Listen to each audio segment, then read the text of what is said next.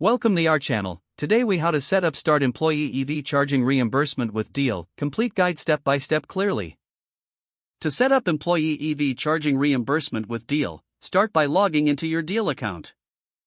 Navigate to the settings section on your dashboard. Select the benefits option from the menu. Look for the employee reimbursements category. Click on add new reimbursement. Choose the category for the reimbursement, which in this case is charging for electric vehicles.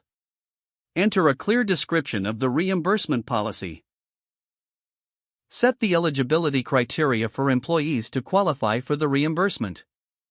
Define the reimbursement limits, such as the maximum amount per charging session. Decide whether the reimbursement will be per charge or monthly aggregated.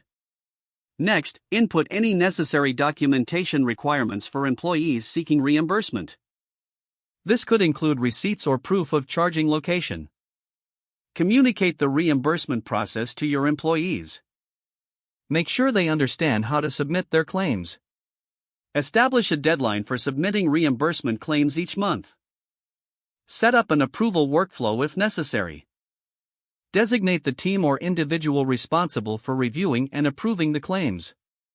Integrate the reimbursement process with your payroll system if applicable. Check for any local regulations or tax implications regarding EV reimbursements. Once everything is set, save your settings. Notify your employees that the EV charging reimbursement program is now active. Provide them with a step-by-step guide on how to submit their reimbursement requests. Monitor the reimbursement process regularly to ensure it runs smoothly. Make adjustments to the policy as needed based on employee feedback and usage data. If the page does not load, refresh the browser or try again in a private or incognito window. Make sure you are using the correct email address, then retype it carefully to avoid small typos. If your password is not accepted, use the reset option and create a new strong password you can remember.